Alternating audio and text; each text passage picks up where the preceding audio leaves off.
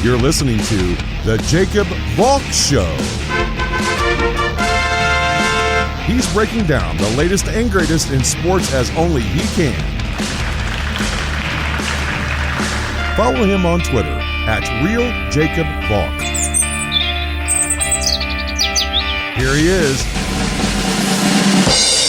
Jacob Valk.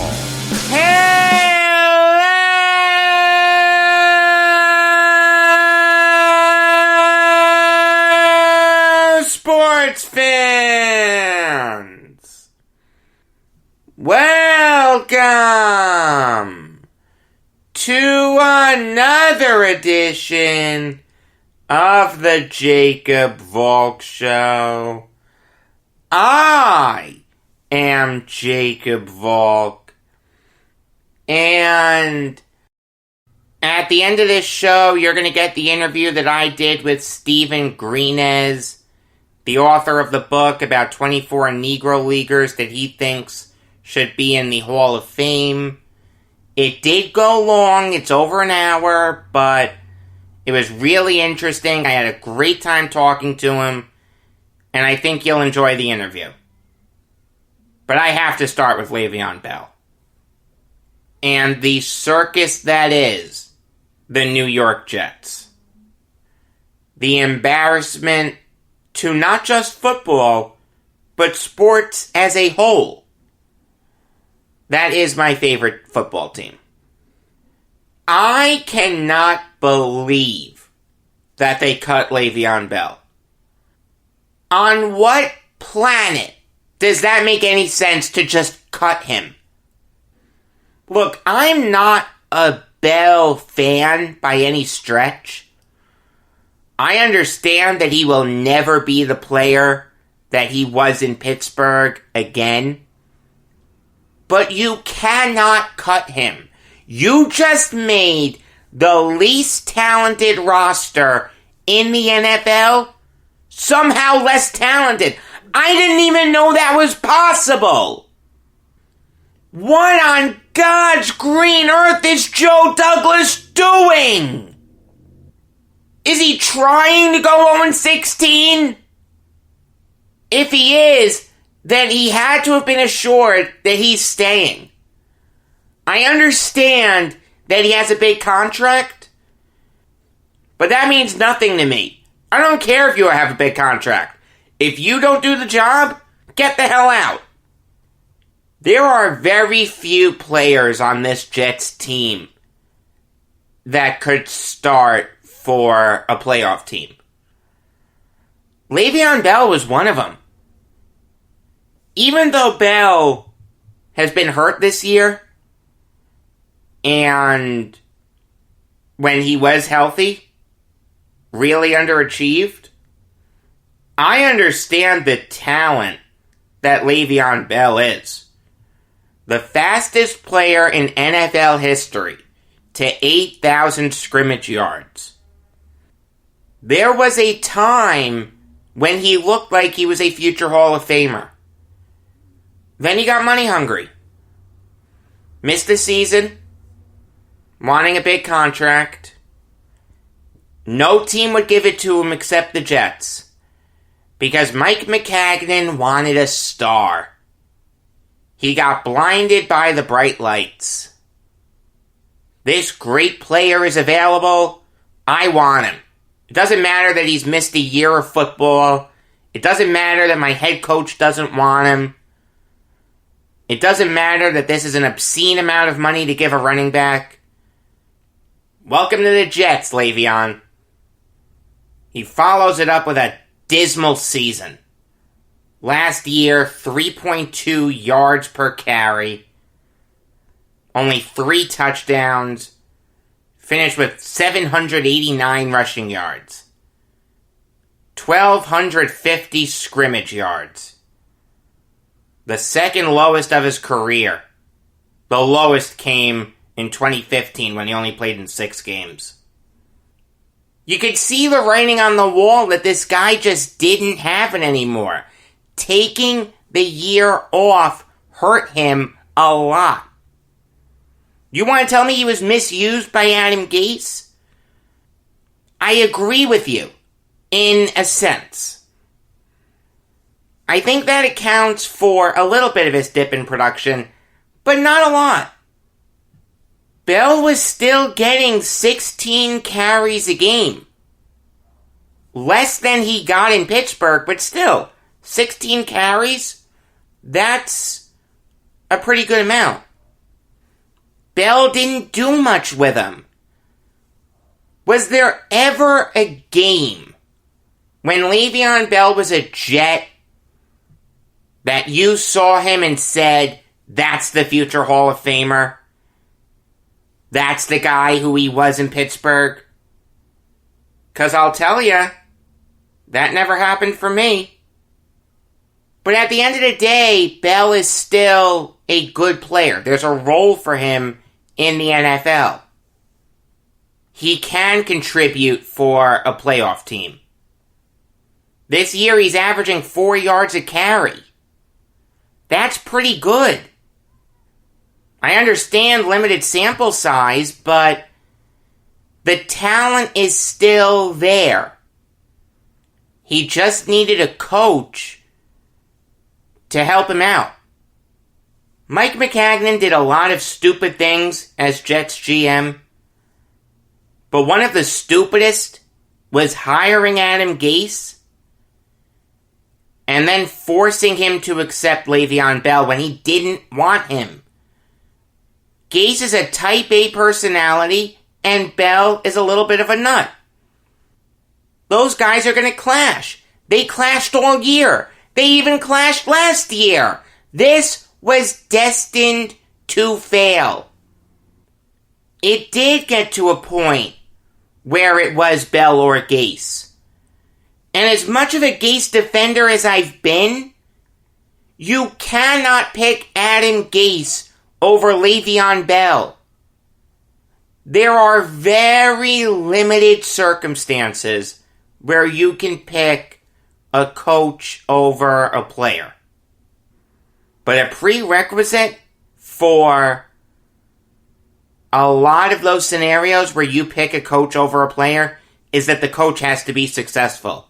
Adam Gase has not been successful as Jets head coach. He's 7-14. That's a .333 winning percentage. The Jets picked the coach that every fan of theirs, including me, wants out of town over a guy who was one of the few players on this team that wouldn't be out of place on a Super Bowl winner. It absolutely defies logic that Joe Douglas made the conscious decision to keep Adam Gase over Le'Veon Bell. Like I've been saying, this guy doesn't understand talent. He doesn't get it. He's inept. His statement yesterday wouldn't be out of place if it came out of a politician's mouth. And you want to tell me that Joe Douglas isn't responsible for this? That's ridiculous. Of course he is. His name was on the statement. He's the GM.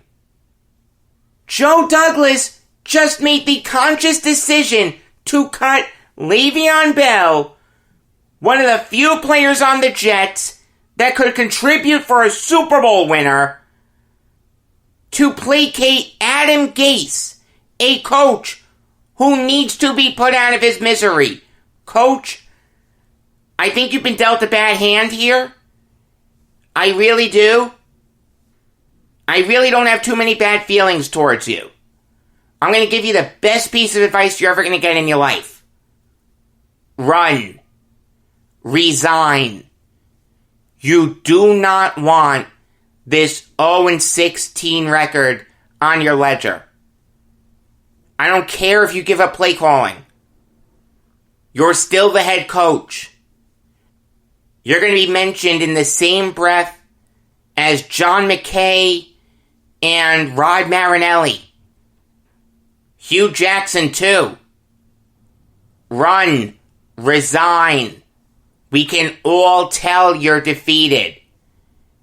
You're a wounded animal that's just waiting to be put down. The Jets aren't going to do it. You have to take matters into your own hands. We can tell you don't want to be here anymore. We don't want you here.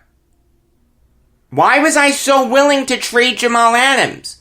Because he didn't want to be here, and I didn't want a guy like that around the team. You're no different now, coach. You're hurting the team. I'm not saying you're a terrible coach. I don't think you're as bad as people are making you out to be. I've said this before. No coach in the NFL could make this roster look competent. I don't think you're terrible. I think you're below average. You'll never get another head coaching job in the NFL, but you could get an offensive coordinator job. I could see that. Maybe not as a play caller, but to help out a head coach who's a play caller on offense, yeah, I could see it. You'll land on your feet. Just resign. It's the best thing you can do. I'm looking out for you. Somehow the Jets chose to keep Adam Gase, a guy who I'm imploring to resign because I think it's the best thing that could happen for him, over Le'Veon Bell. Like I said, it defies all measures of rational thought. And this proves that Joe Douglas doesn't get it. We know he can't evaluate talent. He thinks that Adam Gase is more important than Le'Veon Bell. Bell's no saint, and I'll get into that in a minute. But this is how stupid Douglas is. He thought he was left with no choice but to cut him because he didn't want to be on the hook for $8 million if he had gotten hurt. If Bell had gotten hurt this year, then next year Bell would have been guaranteed $8 million. So Douglas thought there was no choice but to cut him. Here's what you do. Okay, and the fact that I need to tell an NFL general manager this is incredible. You send him home. You make him inactive on game day. You don't even let him onto the practice field. Don't let him take his COVID tests. Forget about it. He's inactive. That way there's no risk. And you send a message to the team that what Bell was doing was unacceptable. Before Bell got cut, he liked some tweets saying that he was being misused by Gase in the passing game, which actually isn't true, and that he should welcome a trade. He's allowed those feelings. I don't mind that he wants out. He's playing for a coach that didn't want him in the first place. I wouldn't want to play for a guy like that either. Now, Gase should have made more of a concerted effort to make that relationship work, and he didn't. I do think there was some spite there. And that is unacceptable for a coach. You cannot sabotage your team because you don't like the player. But the Jets could have sent a message that you don't air your dirty laundry on social media. You don't publicly support the notion that you should want out and that you were misused in the passing game.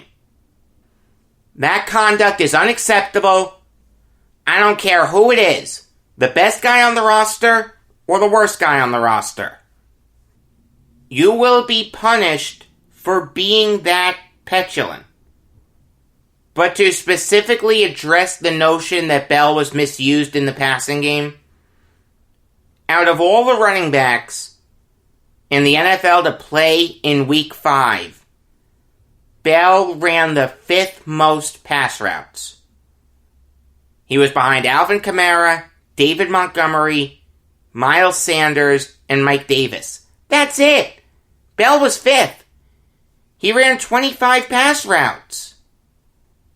Okay, he only had 1 catch. Joe Flacco is still getting into the swing of things. Of course there's going to be some rust there. That's not a Gase issue, that's a Flacco issue. You want to tell me that Gase should have designed some plays to get the ball into Bell's hands where he was the primary option? How do you know he didn't?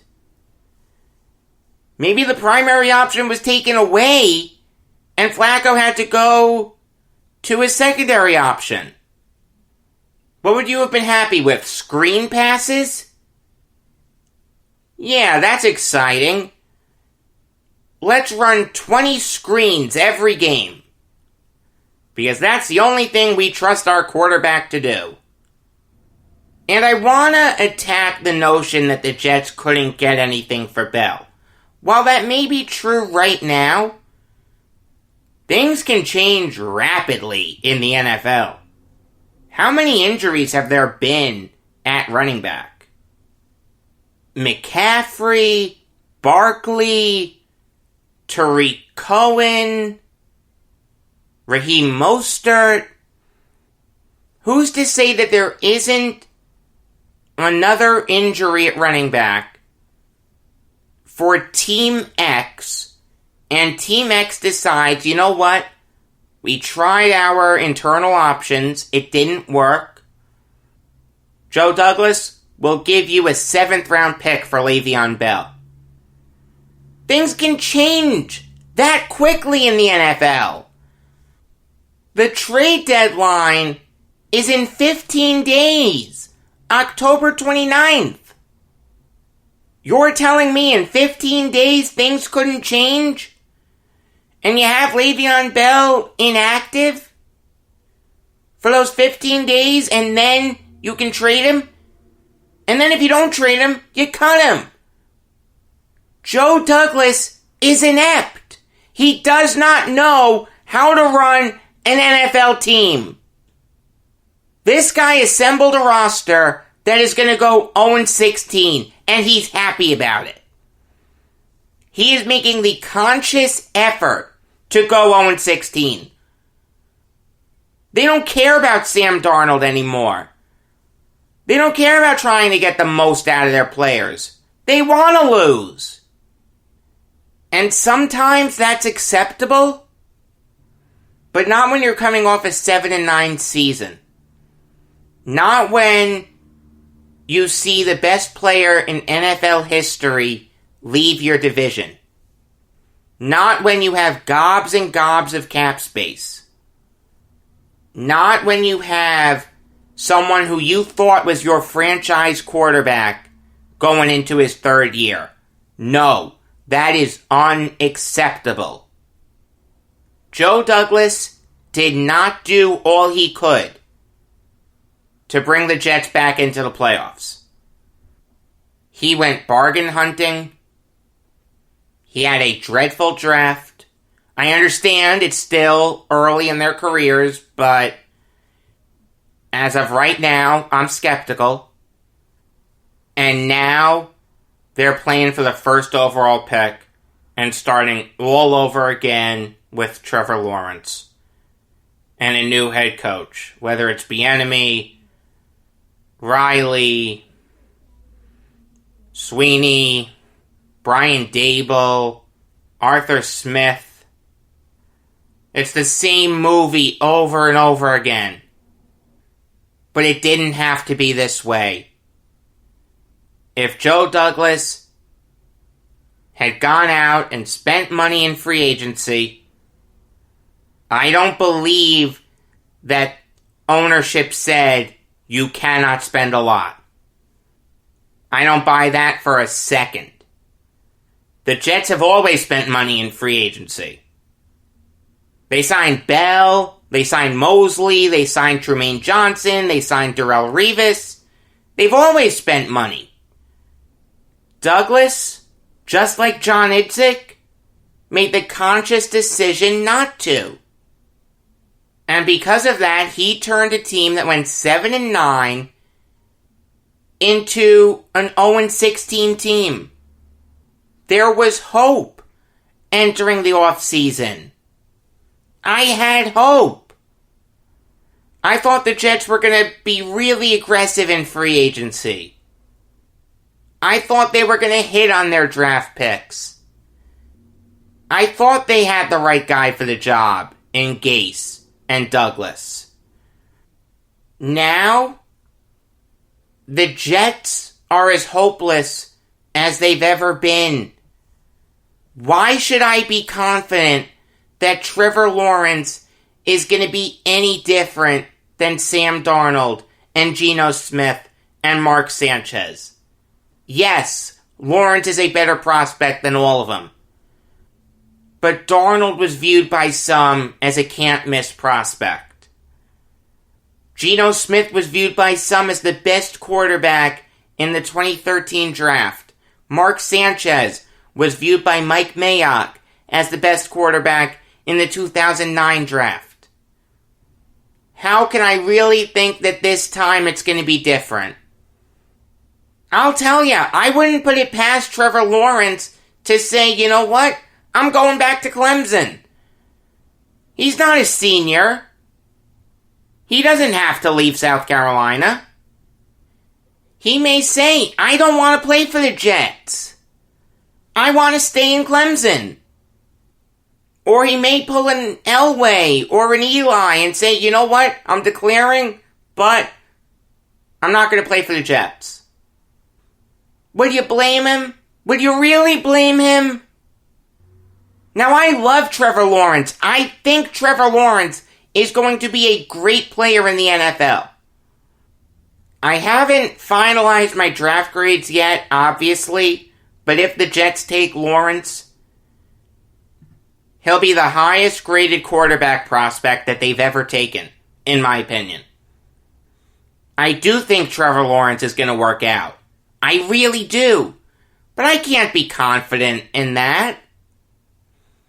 I can't be confident in him casting his lot for the Jets. As a Jets fan, I'd hate him for spurning my team. But if I put that bias aside, I couldn't blame him.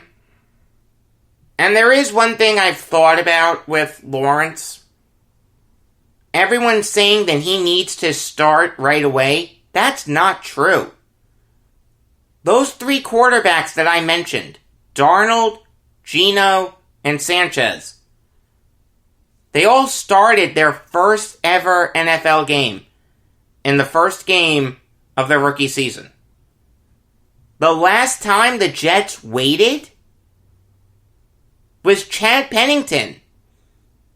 Pennington had to wait 2 seasons behind Vinny Testaverde to get his shot. I'm not saying Lawrence is going to have to wait 2 seasons, but I really think the Jets could start Sam Darnold next year.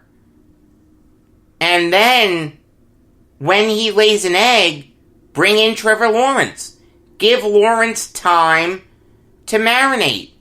Let him get more accustomed to the NFL. Stop rushing these guys. It doesn't work. Some guys it does. Andrew Luck, Kyler Murray, Joe Burrow. That's fine. But for the Jets, it just doesn't. Or if some team offers you a high pick for Darnold, then sign a Ryan Fitzpatrick type, a Case Keenum type, a Joe Flacco type. Let him start the first few games, and then Lawrence comes in. I wouldn't be opposed to that. All in all, the Jets are as much a dumpster fire now as they've ever been before. They will go 0-16. There's no question about it. We're going to see Joe Flacco and either Frank Gore or LaMichael Pirine starting at quarterback and running back on Sunday against the Dolphins. Pirine should be used a lot more than Gore, there's no question about that. If he doesn't get those reps, then Adam Gase is not doing his job. It's just that simple. It's not about wins and losses anymore. It's about playing for next season and seeing who can contribute for you going forward. But I'll tell you one thing. It's not Gase. It's not Darnold. And it's not Joe Douglas. I have never been more downtrodden as a Jets fan than I am at this very moment. And you know what? When they lose on Sunday, I'll sink to a new low. And after that, when they go 0-7, a newer low. And again, and again, and again. Hopefully Trevor Lawrence can save the Jets. Good luck, kid. You're gonna need it. Moving on now to yesterday's baseball games. A much, much, much happier topic. And I'll start with Braves-Dodgers. And make no mistake about it. This is a very disconcerting situation for the Braves. They were up 7-0 headed into the bottom of the 7th. Then the bullpen imploded. If it wasn't for the Ozzie Albies home run in the 9th, a seemingly meaningless home run at the time, that game goes into extras. God only knows what happens after that. Like I tweeted, the theme of this postseason is bullpen implosions. Darren O'Day, dreadful. AJ Minter, dreadful. Josh Tomlin, dreadful.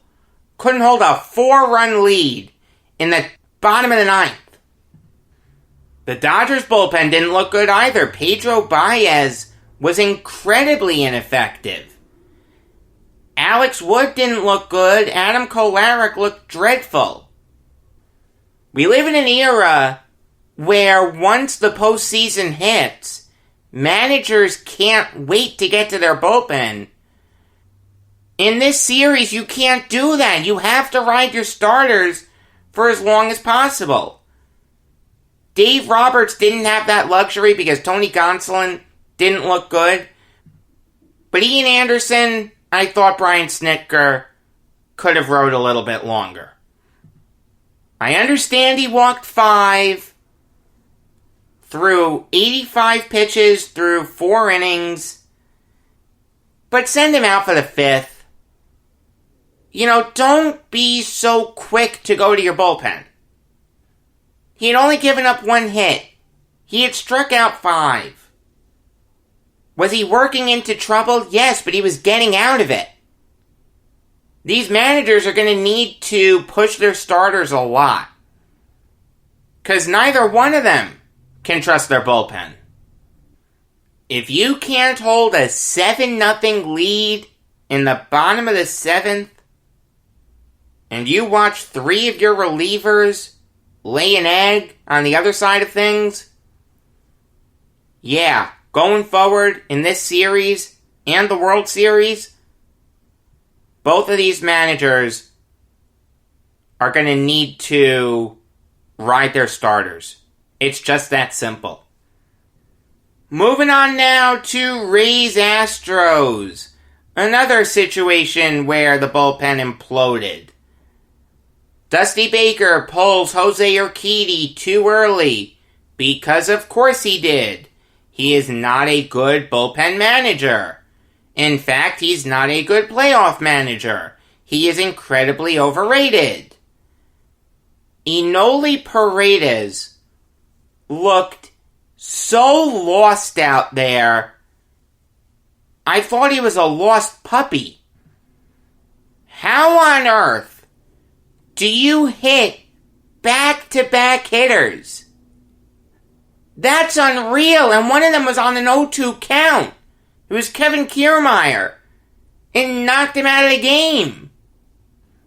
It's again, these managers can't wait to get into the bullpen. They're like a kid on Christmas. Ride your starters. I mean, the Rays are just a weird team in that respect. If any other team tried what the Rays do on a daily basis, it wouldn't work for them. And you have a million examples of that. But now here's the sad thing.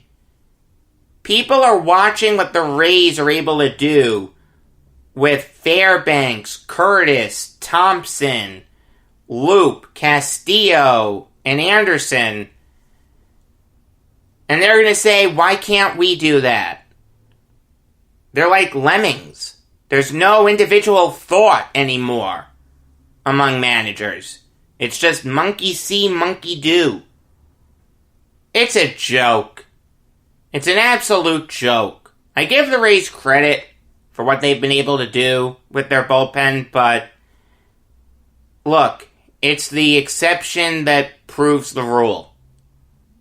Other teams just can't do that. And if they try, they'll fail. But that's not the big story of this game. The big story of this game is the incredible Rays defense. Kevin Kiermaier with 2 great plays. Hunter Renfroe with a big play. John Curtis with a big play. And there's another one. I don't remember who it was. It may have been Joey Wendell, but don't quote me on that. See, there were so many I can't keep them straight. Like Stephanie Apstein's tweet says, and I retweeted this, the Astros have scored only on home runs and double plays so far this series. Yeah, that makes sense. Because if they try to do it with singles and doubles, the Rays fielders are there. They're a fun team to watch. Even though after this series I'm going to go back to rooting against them, they're a really fun team to watch. But now it's time to preview tonight's 2 games. I'll go chronologically, so that means I'm going to start with Dodgers-Braves. Julio Urias is set to go up against Kyle Wright. Urias throws 3 pitches, but he throws them all really well. 3-0 with a 3.27 ERA. He has a 4-seamer that he likes to attack hitters with. A changeup that he gets righties to lunge at. And a curve that just locks him up inside. He's a really good pitcher. He was touted as a really good pitcher when he was in the minors. And he's lived up to it. I like watching him pitch.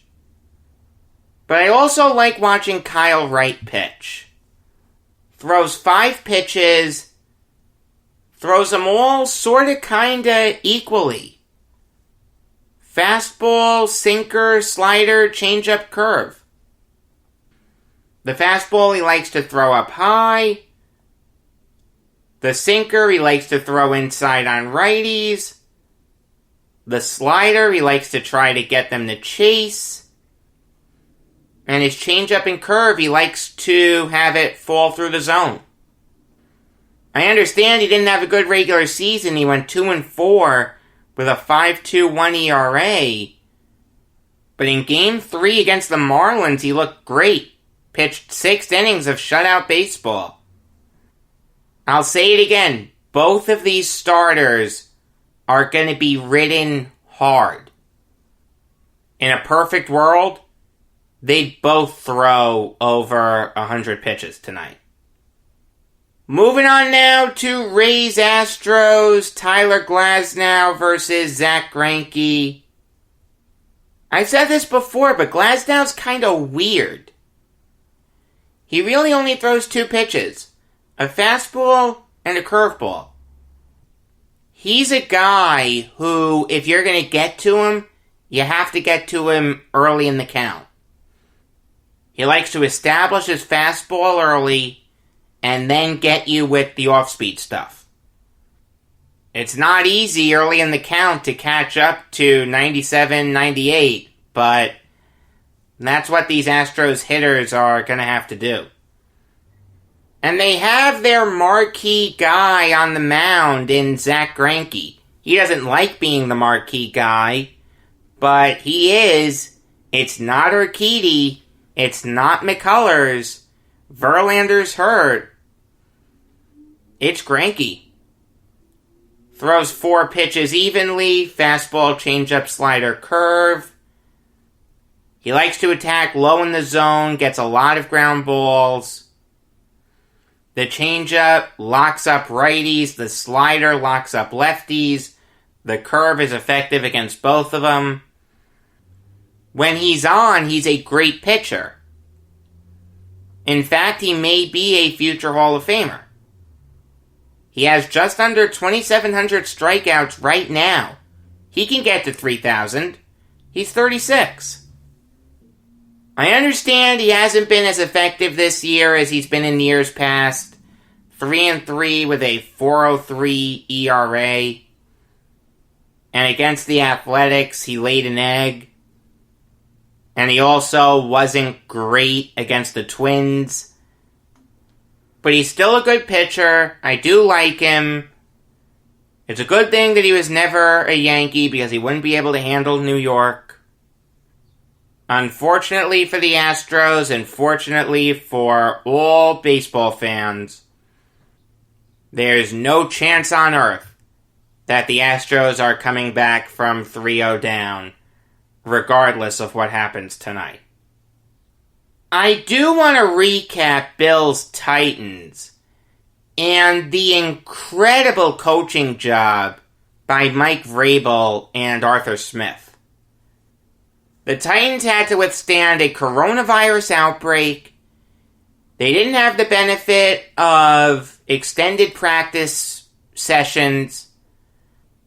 They weren't as prepared for this game as you'd like them to be in a perfect world. But Ryan Tannehill was fantastic. He completed 75% of his passes, threw 3 touchdowns, ran for another one. A.J. Brown was great. Jonnu Smith was great. This is a scary Titans team. If they can overcome the COVID outbreak and destroy a really good Bills team, they're going to be tough to beat going forward. As for the Bills, Josh Allen did not look that good. Threw 2 touchdowns, but he also threw 2 interceptions. Yeah, he got his arm going because, of course, he did. He has a cannon for an arm. Stephon Diggs looked great. Gabriel Davis looked really good. Cole Beasley looked really good. But at the end of the day, the reason the Bills lost was because their usually stout defense was dreadful. Everyone on that defense laid an egg. And Devin Singletary really couldn't get going.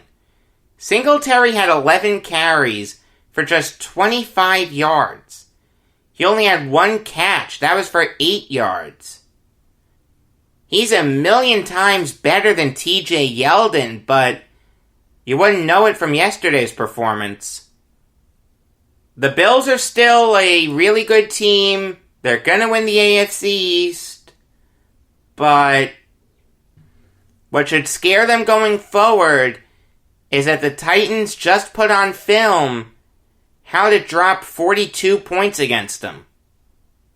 It's going to be interesting if other teams can duplicate it. Alright, here's my interview with Stephen Greenez. You're listening to the Jacob Valk Show. I am Jacob Valk, and I'm fortunate enough to be joined by Stephen Greenez, the author of Negro Leaguers and the Hall of Fame, The Case for Inducting 24 Overlooked Ballplayers. Stephen, how are you? I'm doing fine. Thanks for having me on the show. No, my pleasure. This should be a lot of fun. I read your book. I really liked it. Very interesting. We've got 24 guys to get through.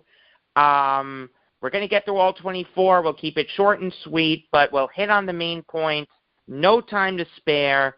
What can you tell us about the Hall of Fame candidacy of Bingo DeMoss? Well, let me tell you something.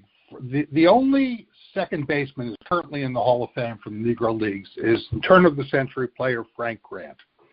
There were 3 second basemen who succeeded each other in succession as the greatest of their times. The first was Bingo DeMoss. He played from 1910 to 1930, mostly in the dead ball era. Always played with a toothpick in his mouth. That was his trademark. He had tremendous speed, agile hands, and is a clutch hitter. Bingo DeMoss was the greatest fielder in Negro League history, measured by runs saved against average, which is a modern sabermetric measurement. He was also, according to Jock O'Conlon, the Hall of Fame umpire, the best bunter in the Negro Leagues. He could drop a bunt on a dime. He was second all-time among second basemen in stolen bases and runs scored. Many statistics are missing from the era in which he played, but some partial statistics show that in 1915, for example, he stole 34 bases in 50 games for the Indianapolis ABCs. He averaged 38 stolen bases for every 162 games played. He was an all-star 7 times in 9 years between 1925 and 1923. The guy was an aggressive leader. He was captain of the Chicago American Giants, won 3 pennants in the early 1920s. Oscar Charleston and Pop Lloyd, players I'm sure you know, said he was the best second baseman of all time. The knock against DeMoss is he only had a lifetime .238 batting average. Yeah, that's what I keyed in on. Yeah, but he was a core player, key cog for many championship teams, and he ended his career as a tough, respected manager for 15 years. So would it be fair to say that DeMoss was like Bill Mazeroski before his time? I've heard it said that he was a poor man's Bill Mazeroski, yes. Okay. All right. I mean, look, if you think that defense should get you into the Hall of Fame by itself, you'll say that DeMoss should be a Hall of Famer. I personally don't agree with that. I like offense more than defense for the Hall of Fame, but, hey, there are a lot of people that think Bill Mazeroski should be in the Hall of Fame, so if Mazeroski is in, you have a great argument for DeMoss. So can you make the case for Newt Allen to be a Hall of Famer? Sure. Newt Allen followed Bingo DeMoss, although their careers overlapped a little bit. Newt Allen started in 1922, and he played forever. He played until 1947, believe it or not. He was the glue of the Kansas City Monarchs team, and they won 23 championships, more than anyone when he was on the team. He was a fluid fielder, speedy base runner, who usually hit second in the lineup. His teammate Chet Brewer called him a real slick second baseman. Said he could catch the ball and throw it without looking.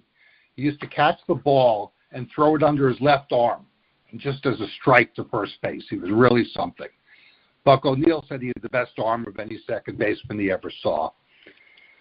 He has the highest lifetime wins above replacement of any second baseman in Negro League history.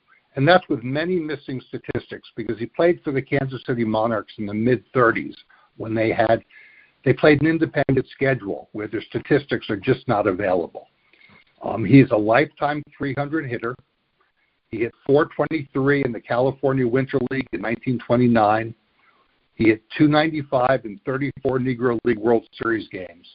But his average overall, the lifetime 300, fell because he hung on much too long. He was an 8-time All-Star between 1925 and 1939, played in 6 East-West Classics, and Willie Wells and Buck O'Neil considered him the best second baseman of all time. Yeah, and look, if you have 23 championships to your name, that gets you into the Hall of Fame. I don't care what league it is. 23 championships is impressive. I do want to ask you something because you're throwing out a lot of sabermetric stats. I personally don't like sabermetric stats, but I understand a lot of people do, and that's not an argument I want to get into. But how accurate do you think sabermetric stats can be in evaluating people who played over 100 years ago? Well, it's actually not over 100 years ago, but it is a significantly long time ago. However, Well, DeMoss it is. Yeah, there's a Seamheads database which is available online, and they have a very significant amount of stats for these guys. They don't have them all. Maybe they only have 60% of the real stats, but I think that's enough for you to measure player against player. Okay. All right. I mean, look, if someone went back and did the research, I commend them for it. I wish I had that kind of discipline. Well, there are a lot of obsessives out there who love this stuff. Yeah. Hey, look, I love Hall of Faming. I love Hall of Faming more than anyone. So, would you be able to describe the argument for putting Sammy T. Hughes in the Hall of Fame? Yeah. Here's a guy who was the third in the three second basemen. He played from 1929 to 1946. He had a lifetime batting average of .316 in 7 California Winter League seasons, because these guys used to go out and play all year round. They played, in the East Coast in the summer. They played in California in the winter, sometimes in Cuba, sometimes in Puerto Rico. He played a lot in California. His batting average was .384 in California. He had 7 consecutive All-Star selections to the East-West game. He played on 13 championships teams. In 1936, he played 5 games barnstorming against Bob Feller and Roger Hornsby's team, and he hit .500, 13 hits and 26 at-bats.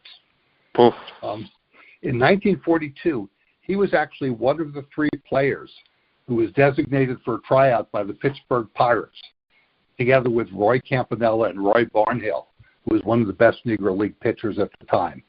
And the president of the Pirates backed out at the last minute. Can you imagine how baseball history would have been changed if they gone through that tryout? I don't think I can, but they should have. It's really disgraceful what they did. I mean, it's such a black mark on the game. No pun intended. It really, really is. Yeah, there's no question that Sammy T. Hughes should be in the Hall of Fame. Incredibly dominant, 13-time champion, incredibly dominant player. I'm with you there 100%. Talking to Stephen Greenes, the author of Negro Leaguers in the Hall of Fame, the case for inducting 24 overlooked ball players. And we're going in order throughout the book. What can you tell us about the Hall of Fame candidacy of Dick Lundy? Dick Lundy is one of my favorite players. They called him King Richard. He played from 1916 to 1937. John McGraw of the New York Giants called him the greatest shortstop he'd ever seen, not named Honus Wagner. Satchel Paige was even more effusive. He said he was the best shortstop ever. This guy played deep in the hole. He had great range, a strong arm. He could throw runners out from directly behind second or third base. And his defensive rating is the second best of all time among shortstops in the Negro Leagues. He was also a good hitter. He had a .319 lifetime batting average, line drive hitter with moderate power. His average in Cuban winter ball was the 3rd highest in Cuban winter ball history. He was an all-star 7 years between 1919 and 1931. Twice he was the MVP of the league. Then he ended his career with 10 years as a manager, in which he won 3 pennants. He was then fired by F.M. Manley of the Newark Eagles in 1940 to save money. After his career, he worked as a shoeshine man in the Jacksonville train station. He died penniless, and F.M. Manley had to send $50 to bury him. He was one of the greatest players in Negro League history.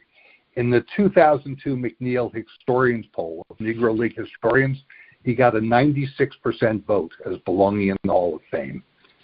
Another sabermetric value that you might not like is called similarity scores, where they go through the 20,000 players who've played Major League Baseball, and they say, who is this player most similar to in terms of statistics? And the player that Dick Lundy is most similar to of every player who's ever played Major League Ball is Derek Jeter. Well, if you're mentioned in the same breath as Derek Jeter, you're a Hall of Famer in my book. You're speaking to a big Yankee fan here, Steven. So, yeah, look, I think Dick Lundy should be in the Hall of Fame. I like the .319 average. The defense pushes him over the edge. Yeah, I'm with you that Lundy's a Hall of Famer. So, can you make the case for Home Run Johnson to be a Hall of Famer? Yes. This guy played at the turn of the century, played 1893 to 1914. Before Pop Lloyd was in the Hall of Fame, he was the best Negro League shortstop. He was a nine-time All-Star, 4-time MVP, excellent fielder, solid contact hitter, 316 batting average. If we're talking the dead ball era now, 5 years he had over 400. He rarely struck out, and despite his nickname, he wasn't really a power hitter. He played for most top-level teams between 1895 and 1913. I had a quote here. Joe Domino of the Hall of Merit said Johnson was arguably the finest player at the turn of the 20th century, a terrific slugger during the dead ball era, possessed an impressive strike zone, and was an outstanding contact hitter and excellent fielder. And you'll notice he's not saying the best black ball player. He's saying the best player, arguably. Well, let me tell you, there were a lot of those players were better than a lot of the major leaguers. Josh Gibson would have been regarded as probably the best slugger in baseball history if he played in Major League Baseball. I'm sure you'd agree with that. I do agree with you. I think, people don't understand that these guys were not just different. They were great. I mean, look what happened when integration came in, Jacob. Do you know that the National League integrated first? Yeah, 47. Between 1947 and 1959, 9 of the 11 National League MVPs were former Negro Leaguers. I never That's thought stunning, of that. Isn't it? I never thought of that. Never. Wow. Here's another fact for you. In the 40 years after integration, non-whites won 25% of the ERA titles, 39% of the home run crowns, and 46% of the batting championships. I mean, come on. How good were these guys? They were fantastic. No question.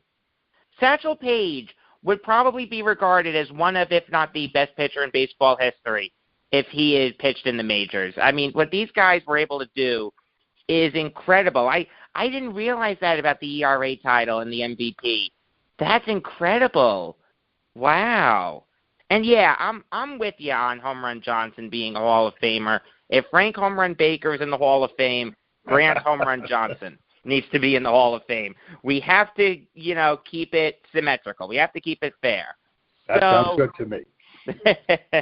So would you be able to describe the argument for putting Dobie Moore in the Hall of Fame?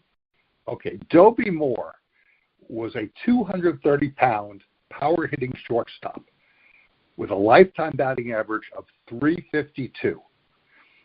This guy joined the Army when he was 20 years old in 1916, and he played 4.5 years for the Black Buffalo Soldiers. Now, this was before there was a Negro National League. That Army team was not only the best team in the Army, but may have been the best baseball team in the country. It also included, Hall of Famers Andy Cooper, Bullet Rogan, a number of guys who went to join, who eventually would be elected to the Hall of Fame. They were an amazing team. They took on all comers. Then in 1920, when the Negro National League was formed, he joined it. The story is he paid $150 to the Army to get his discharge. Wow. He became an all-star every year from 1920 to 1925. He was the best player on the Kansas City Monarch team, which won 4 straight Negro National League championships. He was the best position player in all of Negro League ball 2 times over 5 years. Let me just give you some of his typical years. 1923, he had .366, 8 home runs, and 82 RBIs in 95 games.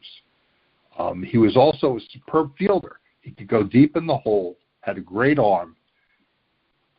Defensive stats show him as, believe it or not, the best defensive shortstop of all time. That's on top of the hitting. Wow. It had a sad ending. In 1926, he was having his best year yet. He was hitting .548 through May 23rd. Then he got into a fight with his girlfriend, and she shot him while he was jumping out of a second-floor whorehouse balcony. He broke his leg in 6 places, and the broken leg, not the bullet, ended his career. And he drifted away from baseball. Nothing is known about him after that. Well, look, I mean, the guy played in just over 570 games, and he has 920 hits, 352 average, incredibly dominant. Yeah, he should be in the Hall of Fame. I mean, that's certainly a sad ending, but wow, I'll tell you, that is an impressive career. I'm with you there. Talking to Stephen Greenes, the author of Negro Leaguers and the Hall of Fame, the case for inducting 24 overlooked ball players. And I'd like to take a little bit of a pit stop, if I may, Stephen. I want to ask you a personal question, if that's okay. Sure. Okay. Are you black? No. Okay, so where does your interest in the Negro Leagues come from? You know, I was always interested in the story of Jackie Robinson and the integration of baseball. And as I started to study the Negro Leagues, I began to see that there were many Jackie Robinsons. I think Robinson was only the tip of the iceberg. Yeah. You know, not everyone in the Negro Leagues was a Satchel Paige or Josh Gibson, but they were some really great players. You know, imagine the NBA or the NFL today without African Americans, and you'll have a snapshot of what was going on back then, because baseball was the national game for everyone, white and black, and that's where the talent was. You know, basketball and football were only getting started as a professional sport. They were really nothing before 1950. And so I began to believe that, you know, these men are entitled to be judged correctly by history because they weren't treated fairly during their lifetime.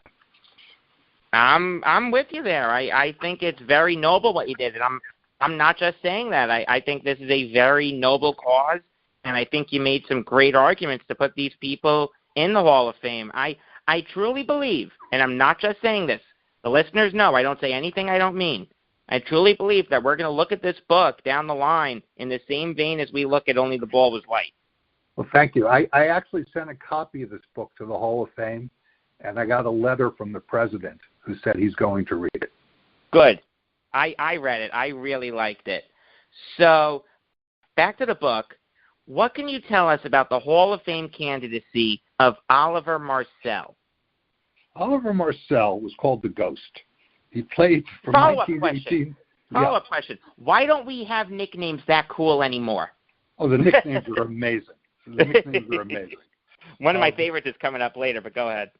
He played from 1918 to 1930. He was a defensive specialist, best fielding third baseman of the 1920s.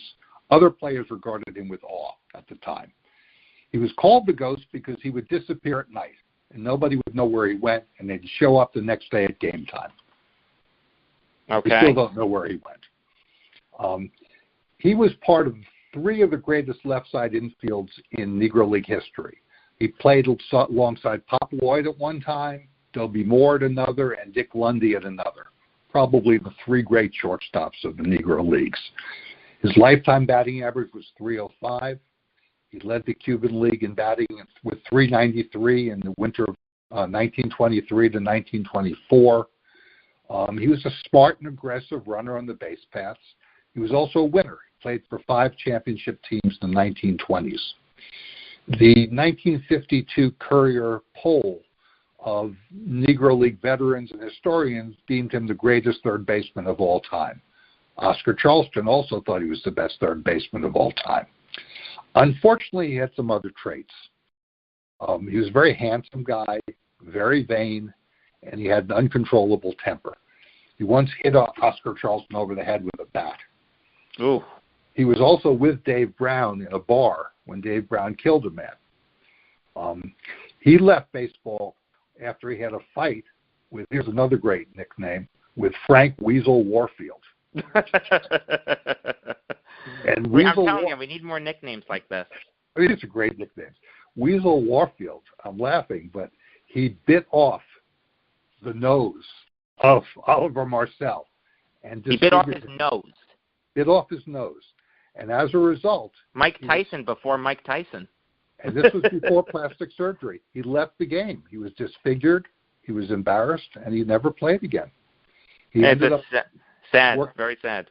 Yeah, he worked as a house painter in Denver for the rest of his life and died at age 53, buried in an unmarked grave.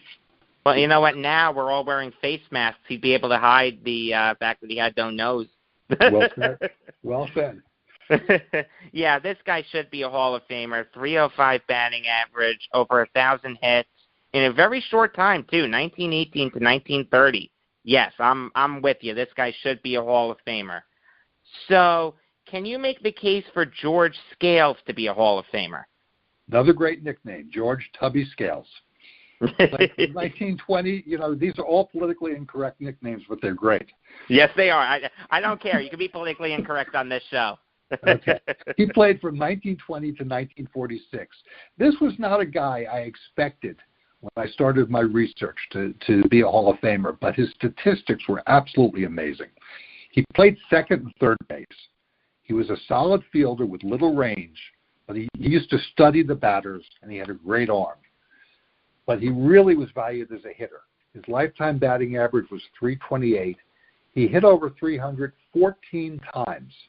He hit over 400 twice, and 35% of his hits were for extra bases. He was deemed an All-Star 7 years.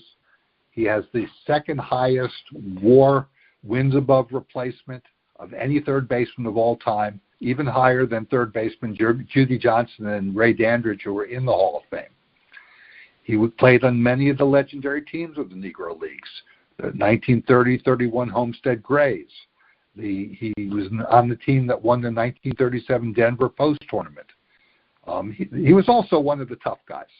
He had a fight once with outfielder Ted Page. Scales cut Page with a knife, and he had 2 of his own teeth knocked out. But the interesting part of the story is they were roommates, and they slept in the same bed in those days. And that night, they both slept with weapons in their hands. Oh, my God. These stories are incredible. Yeah, this guy should be a Hall of Famer. Career .328 average, over 1,000 hits. Yeah, should be a Hall of Famer. I also like the fact that he had a little bit of power back in an era where power wasn't that common. So, yeah, he should be in the Hall of Fame. So, would you be able to describe the argument for putting Chino Smith in the Hall of Fame? Charlie Chino Smith, 1925 to 1931. This is one of my favorite players. He was the Negro League's greatest hitter. He is the highest batting average of any player who played in any major league, black or white, ever. Lifetime average, .388. That's more than Cobb. That's more than Cobb. Do you know that the commissioner currently has on his desk a proposal to accept all major league statistics as all Negro League statistics as full major league statistics? If he does that, and I think there's a good chance he will, Chino Smith will surpass Cobb as the highest lifetime batting average. Wow. In any event, in 1927, he won the batting title, hitting .451. He was second in home runs, the MVP of the league. 1929, he was the MVP again. He led the league in batting, home runs, runs scored, and outfield assists. 1930, he hit .492 and was the MVP again. He played in the first game in Yankee Stadium that the Negro League teams played in on July 5th, 1930. In that game, he was patrolling Babe Ruth's right field. He was a right fielder. He had 2 home runs and a triple in 4 at-bats. Wow. He played 5 seasons in Cuba, had the 4th highest batting average ever, .335. In Cuba in 1930, he suddenly felt sick, and he died in 1931 of stomach cancer. Ooh. So he only played 8 years of top-level Major League ball. But in terms of similarity scores, where you compare Major League statistics to Negro League statistics, let me tell you his top 6 matches out of the 20,000 players who have ever played Major League ball. Number 1 is Babe Ruth. Number 2 is Ted Williams. Number 3 is Rogers Hornsby. Number 4 is Joe DiMaggio. Number 5 is Ty Cobb. And number 6 is Lou Gehrig. Sounds fair to me. I mean, .388 average. Do I need to say any more than that? This guy's a Hall of Famer. There's no question about it. My point to the Hall of Fame is that these players The Hall of Fame says, well, we've admitted 35 Negro Leaguers. And my point is that it really isn't enough because these guys are really top players and they deserve further consideration. Are there any Negro Leaguers currently in the Hall of Fame that you don't think should be in the Hall of Fame? No, I think they've done a pretty good job of admitting the people who should be, but I don't think they're necessarily the best candidates. Okay. All right, that's fair. Talking to Stephen Greenes, the author of Negro Leaguers in the Hall of Fame, the case for inducting 24 overlooked ballplayers. So what can you tell us about the Hall of Fame candidacy of Wild Bill Wright? Played from 1932 to 1956. He was called the Black DiMaggio. He was 6'4", a 220-pound four-tool player. Speed, power, great arm. Roy Campanella said he ran as fast as anyone he'd ever seen. He was called Wild Bill because he started out as a pitcher, but he didn't make it as a pitcher. He turned into an outfielder. Lifetime batting average, .344. Selected to 9 East-West Classic All-Star games, MVP of the game 3 times. He was one of the first players who left the U.S. to play in Mexico in 1940. There, they were offering better salaries and better conditions than the segregated United States. In Mexico, he led the league in 1941 in stolen bases and batting average, third in home runs. In 1943, he actually won the Mexican Triple Crown, and he was 1 base short of leading the league in stolen bases. Ooh. In 12 years of California Winter League ball, he hit .375, slugging average .599. Monty Irvin said, if anyone belongs in the Hall of Fame, it's Wild Bill Wright. Incredibly well-rounded player. Like you said, 5'2" player. Yes, 100% this guy should be in the Hall of Fame. So, can you make the case for the man with the best name in this book, Spotswood Poles, to be a Hall of Famer? Yeah, we go back in time now. He played from 1909 to 1923. It's funny how many of the leading players were called the Black so-and-so. Here's Spotswood Poles was the Black Ty Cobb. I love it. He was a high-average line drive hitter with crazy speed, and he was also solid in defense in center field. Sam Streeter, a Negro League pitcher, said he was faster than Cool Papa Bell. While statistics are scanty, in 1911, statistics do show that he stole 41 bases in 60 games. His lifetime batting average was .328. Bill James says he was the best player from 1914 through 1916 for 3 full years, and James was troubled that he couldn't fit him onto his list of the 100 all-time best ball players. Against Major League opposition, he hit .405 in 21 games, including facing Grover Cleveland Alexander. He was another winner, played on 12 championship teams. The actor and activist Paul Robeson called him one of the 4 greatest athletes of all time. He said Joe Louis, Jack Johnson, Jesse Owens, and Spotswood Poles are the greatest. Actually, he was drafted into World War I, and he was wounded on the Rhine when he was fighting with the Harlem Hellfighters. He was never the same after that, and he retired to run taxi service in 1918. For no other reason than the fact that his name is Spotswood Poles, we need to put him in the Hall of Fame. But a .328 average, incredibly dominant, great athlete, yes. Hall of Famer, I'm with you there. And in the all-time names Hall of Fame, he's there too. So, would you be able to describe the argument for putting Rap Dixon in the Hall of Fame? Yes.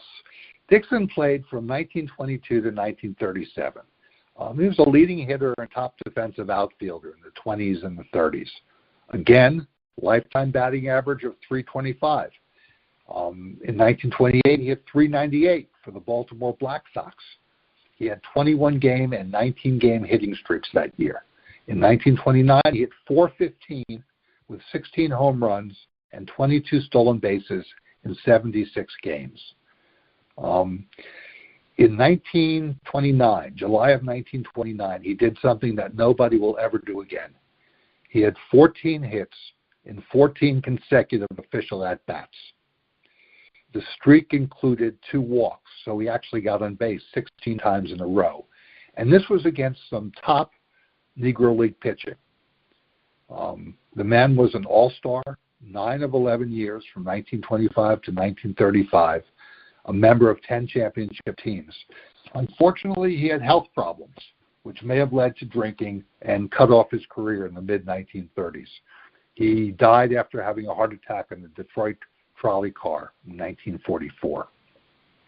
Hey, a 325 average is good enough for me to put him in the Hall of Fame. I love the 14 hits and 14 straight at-bats, 16 times on base safely in a row. Yes, 100%, this guy should be a Hall of Famer. Talking to Stephen Greenes, the author of Negro Leaguers in the Hall of Fame, the case for inducting 24 overlooked ballplayers. So now we're on to pitchers. We're halfway through this. We're getting through this. I'm having a great time talking to you, Stephen. I hope you're having a great time talking to me as well. Absolutely. All right, great. So what can you tell us about the Hall of Fame candidacy of the man with the second best nickname in this book, Dick Cannonball Redding? Okay, that this guy is not in the Hall of Fame is outrageous. I agree. He pitched from 1911 to 1938. He was a 6'4" fastball pitcher, and this was in the dead ball era. He was regarded at the time as by history, he's regarded as one of the 4 great Negro League pitchers with Satchel Paige, Joe Williams, and Bullet Rogan. Only Smokey Joe Williams and Willie Foster have more wins than Dick Cannonball Redding in Negro League history. Only Satchel Paige and Joe Williams have more strikeouts. It's reputed that he had 12 no-hitters against black teams and 30 against all opposition during his career. The Center for Negro League Baseball Research has located 346 wins for this guy. His lifetime ERA was 2.55. In 1911, he had 17 straight wins for the Philadelphia Giants and the New York Lincoln Giants. But it gets better. Between 1911 and 1922, he completed 91% of the games he started, and 22% of his games were shutouts. He's been named by historians as the hypothetical Cy Young Award winner, because they didn't really have the award back then, 6 different years. Once in an exhibition game, he struck out Babe Ruth on 9 consecutive pitches. His prime was over by 1923, but he continued to pitch and manage for lower-level teams until 1938. He died in the Long Island Mental Hospital in 1948. Aside from the steroid-tainted guys like Roger Clemens, he's the best American pitcher eligible for the Hall of Fame who's not in there. You can certainly say that. I mean, this guy was incredibly dominant. I'm with you. I don't understand how he's not in the Hall of Fame. And I don't understand how this guy isn't in the Hall of Fame either. John Donaldson, how is he not in the Hall of Fame? I don't understand it either. I mean, this was a legendary pitcher. He pitched from 1908 to 1941. He was an enigmatic figure, a barnstormer through the back roads of the country, probably the most famous black pitcher of his time. He started with the Tennessee Rats in 1911. They used to, play a game during the day and do a minstrel show at night. That year, his record was 44-3. Between 1911 and 1913, records show he went 121 and only lost 8 games. He had 100 consecutive shutout innings in 1913. 1915 and 16, he struck out 500 batters each year. His overall statistical rate, he is the 4th best strikeout rate, and he was the 4th best pitcher of the period 1915 to 1919. Now, this was an era where these guys pitched every 3rd game. It's not like today where they have, every 5th game. He has 11 documented no-hitters. When the Negro National League was founded in 1920, his arm was pretty much shot, and he played 2 years in the outfield. He had 320 and 294 as an outfielder. And then in 1924, he became a barnstormer, and he was a huge barnstorming star throughout the Midwest and the country. They paid him $750 a month and up, which was more than any other player was making in black ball.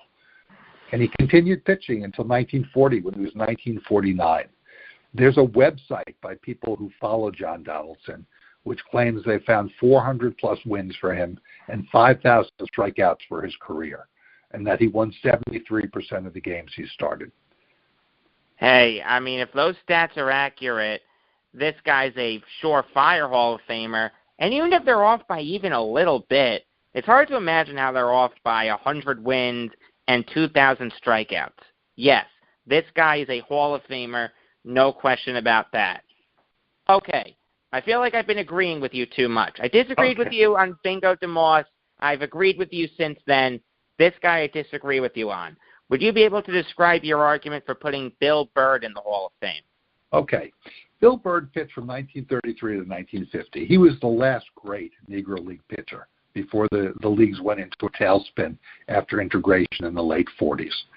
He was a curveball knuckler and sometimes spitball specialist. He was their Sunday pitcher.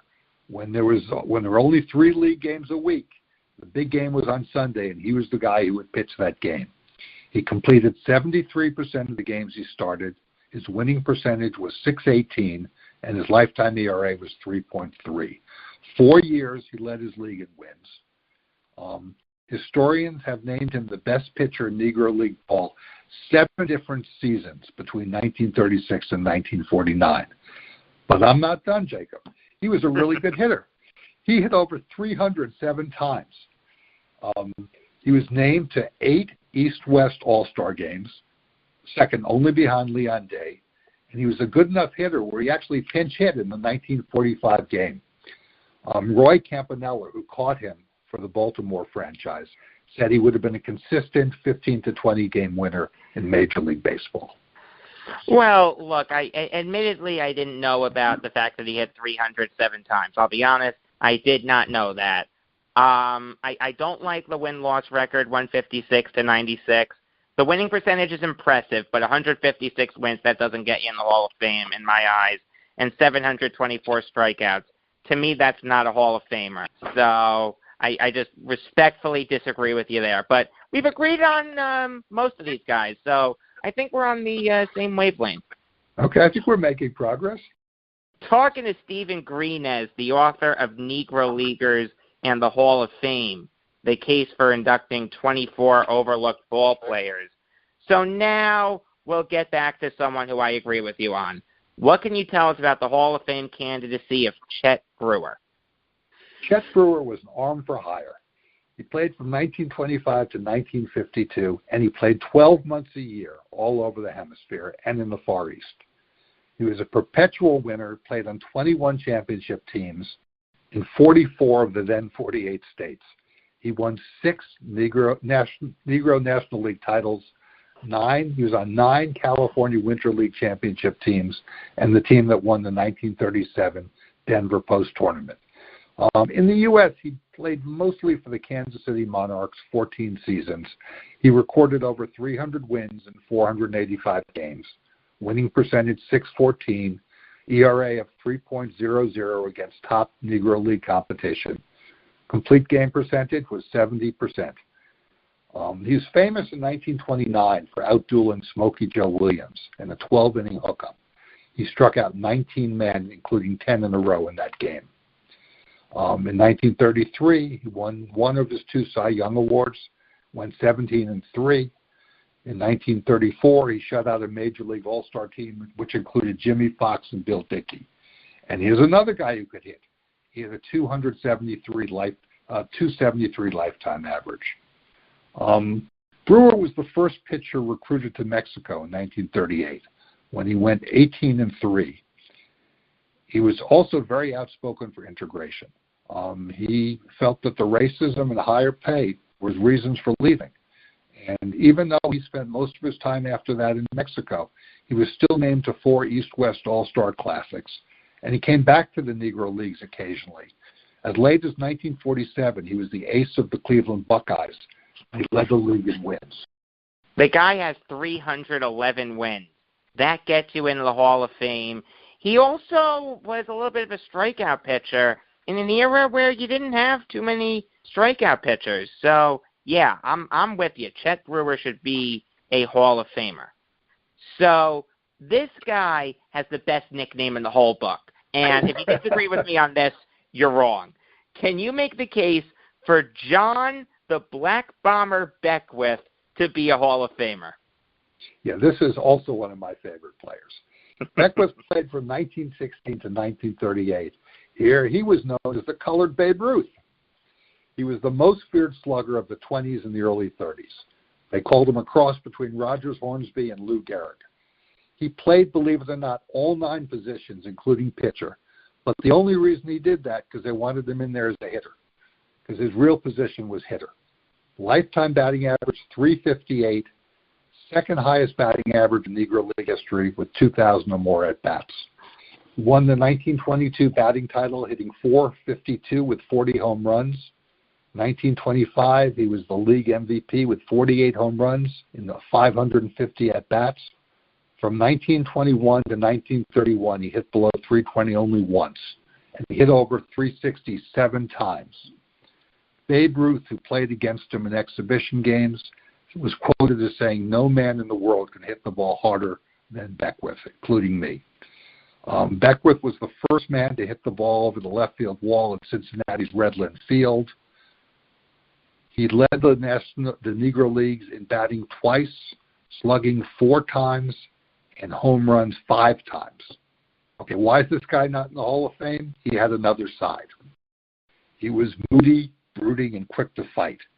He once knocked out pitcher Bill Holland when he tossed his glove after Beckwith made an error. Another time he beat up an umpire and had to leave town before a warrant could be served. He was a really tough guy. When he was in the California Winter League one year, his wife stabbed him, and he still got out of bed and hit 2 home runs and ended up being named the league MVP that year. Well, look, we have jerks in the Hall of Fame. Ty Cobb was a jerk. Babe Ruth had a side that you didn't like. That doesn't hold water to me to not put him in the Hall of Fame. John Beckwith should be in the Hall of Fame. .358 average, 134 home runs in an era where not a lot of people hit home runs. Yes, he should be in the Hall of Fame. I'm with you there, and the Black Bomber is a fantastic nickname. So this is the last guy who we disagree on. Would you be able to describe the argument for putting Bill Monroe in the Hall of Fame? Okay, Bill Money Monroe, multi-positional infielder, crowd favorite, who is also called the king of the second baseman, played from 1899 to 1914. John McGraw once called him the greatest player he'd ever seen, and he thought about passing him off as a Cuban. He was a trash talker with other players in the crowd, but he did it in a fun way, like Muhammad Ali, and he could back it up.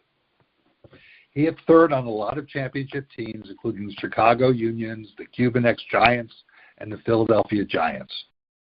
There are many missing stats for his era, but historian Phil Dixon, who did research on the 1915 Philadelphia Giants, found that year he had 49 extra base hits, including 8 home runs and 37 stolen bases, even though he missed 26 games with injury. In 1908, he batted .337. In 1909, an Indianapolis sports writer named him to his All-American team as the great, fastest man in baseball and the most wonderful base runner. He played 4 years next to Pop Lloyd, who didn't really like Monroe because he didn't like the grandstanding that he did with the crowd and with the other players. His lifetime batting average was .279 in the dead ball era, but he did hit over 307 times. He has the highest WAR per 162 games of any second baseman who played 10 years or more. He also died early, died of tuberculosis at age 38 while he was still active as a player. Look, if we had more stats available, I'd probably be more willing to say that he's a Hall of Famer, but I mean, the guy only played in 305 games, the .279 average I don't like, only 324 hits, 6 home runs. That just doesn't scream Hall of Fame to me. But you know what? We've gone through a bunch of guys, and we only disagree on 3 of them. So, hey, I think we're doing something right here. Okay. I would point out to you, by the way, that, the fact that these guys played before 1920 and there weren't many stats available mean that we really have to rely on what stats we can get. And sometimes we have to rely on reputation, too, for the older ball players, at least in my view. No, I respect that premise. I just look, I understand the argument for Monroe. I really do. The John McGraw story is a great story, but at the end of the day, it's just an anecdote. You know, Mariano Rivera said that Edgar Martinez is the best hitter he ever went up against. I don't think Edgar Martinez should be in the Hall of Fame. So, you know, that's just my view. Okay. Talking to Stephen Green, as the author of Negro Leaguers in the Hall of Fame, the case for inducting 24 overlooked ball players. So we're nearing the home stretch of this book. We're on the executives now, and these guys I 100% agree with you on, every single one of them.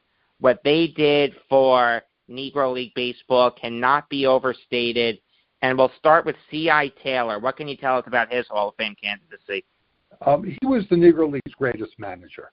You know, I think that the committees that have worked for the Hall of Fame and electing, players up to this point have really skipped over the managers because they were just focusing on the players and their statistics. But C.I. Taylor was a great one. He has the highest winning percentage in Negro League history for managers with 10 years or more, with .633. Over 17 seasons, he won 11 championships. He was the guy who put together the great Indianapolis ABC teams of 1914 to 1917, which vied with Rube Foster's Chicago American Giants for Western supremacy. His team defeated the Giants in the championship series 1915 and 1916, but then his team got decimated by the World War I draft. This guy was the first manager to really hold clubhouse meetings and strategy sessions in the Negro Leagues. He emphasized on-field communication, constant training. He required players to dress well, travel first class. He was a clean-living guy, never cursed, very honest. He once had a fight with an umpire where he ran out, and what he said to the umpire was, "If I were a cursing man, I would curse you." And then he turned around and went back to the dugout. There's another great story about him. You know, when he was a player, he once slid into third, and the umpire called him safe. And he stood up and looked at the crowd, and he said, "I'm an honest man. I declare myself out." And he walked back to the dugout. Wow. Something like that happened to me in kickball once, and I got really frustrated. Yeah, this guy is a Hall of Famer. Fantastic reputation, the son of a minister. It really rubbed off on him. Yes, what he did for the Indianapolis ABCs, a fantastic Negro League team, cannot be overstated. So let's move on to his brother now. Can you make the case for Candy Jim Taylor to be a Hall of Famer? Yes. Candy Jim started actually as a very solid third baseman. The lifetime batting average of .289. His fielding statistics rank him 12th all-time among Negro League third basemen. He was a 5-time All-Star, member of 8 championship teams. But that was just as a player. That alone wouldn't qualify him for the Hall of Fame. It was as a manager he made his mark. Beginning in 1919, he managed for 30 years, and he won more games than anyone ever. He actually has 250 more wins than any other manager in history. And that was even though they saddled him a lot with mediocre teams. He was the manager of the infamous 1927 Cleveland Elites that went 5-32. This guy was a great strategist, well respected for his integrity. He also, like his older brother, required discipline and emphasis on fundamentals. He was a small ball guy.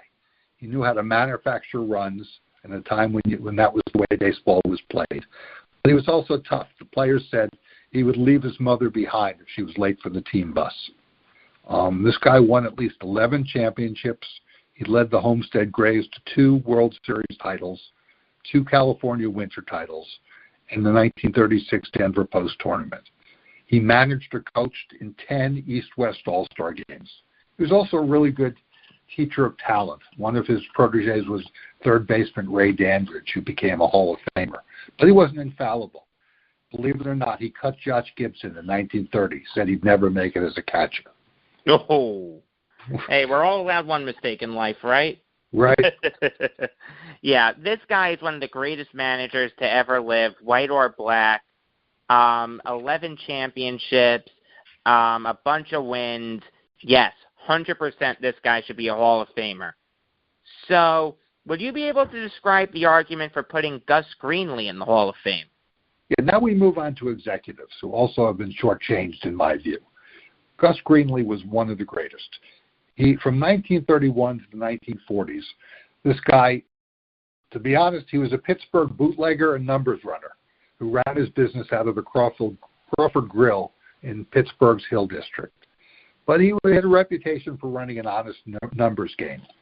He became one of the Negro League's most dynamic figures. In the 1930s, his take in the numbers game was up to $25,000 a day. And he entered the sports business to enhance his reputation and launder money, to be honest. But what he did was create probably the Negro League's greatest team. He signed Satchel Paige, Josh Gibson, Cole Popper Bell, Oscar Charleston, and others to his Pittsburgh Crawfords. And between 1932 and 1935, they became the dominant team in black ball. He paid and treated his players well, and they loved him. His 1936 team played at a .722 winning percentage and won its third Negro National League championship. That year they played for over 200,000 fans, which is a huge number for the Negro Leagues. In 1932, he built the first black-owned stadium, Greenlee Field, and he was the first executive to install lights in the field. He was also the guy who resurrected the Negro National League in 1933, which then became the longest and most successful Negro League. But most important of all, Jacob, he organized the first East-West All-Star Classic in 1933, which became the calling card for the Negro Leagues.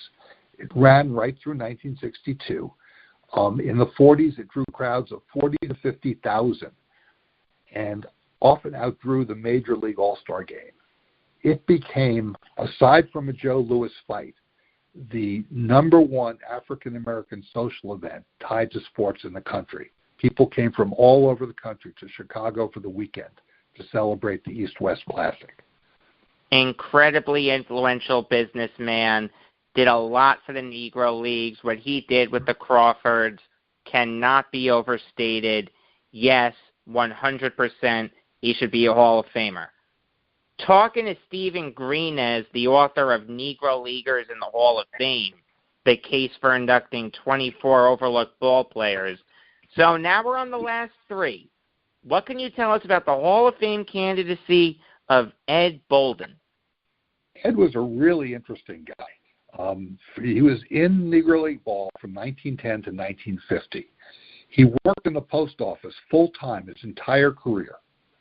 He became the manager of the Hilldale Athletic Club in Philadelphia in 1910. He began to aggressively sign black talent, and his team became the leading Philadelphia team by 1917. He paid salaries to his team. Most teams just passed the hat. He adopted profit sharing for his players. He knew how to cultivate the press.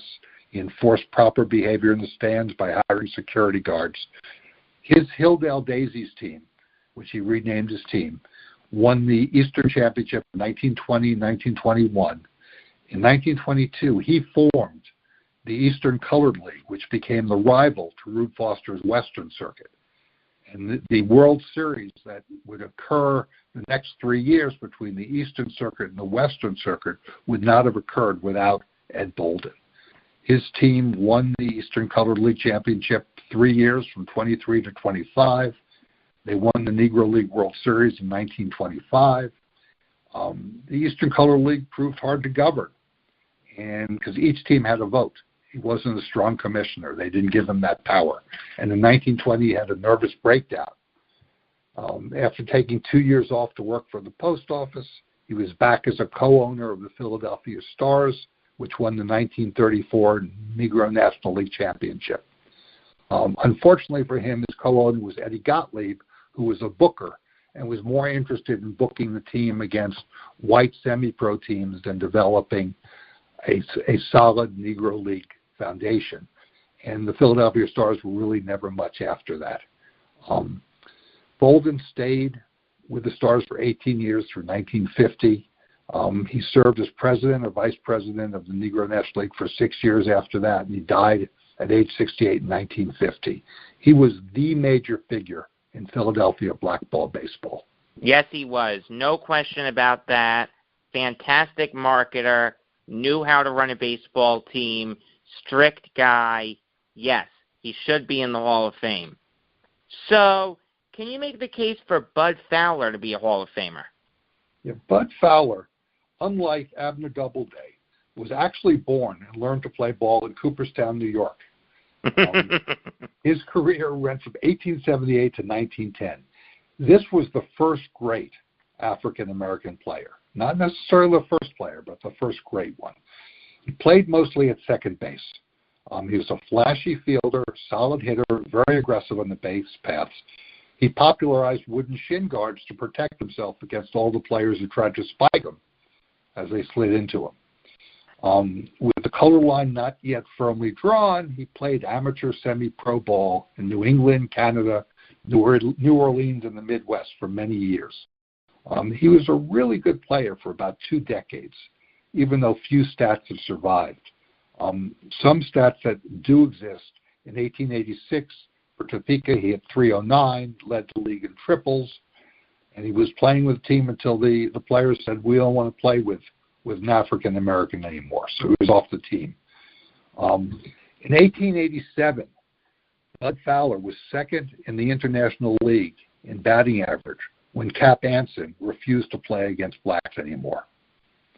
With the color line formally adopted at the end of that year, he spent 12 years going around the country playing where he could. In 1895, he, together with Johnson, formed the Page Fence Giants, who barnstormed the Midwest, entertaining fans. They played to a .766 winning percentage. He continually, through his whole life, tried to form black leagues, traveled the country popularizing the sport, playing all over. Carl Sandburg mentioned him in his autobiography, singled him out as a, quote, fast, pretty second baseman he had seen play in his youth. He played in more minor league games than any other black player before the 1950s, hitting .308 and more than 2,000 at-bats.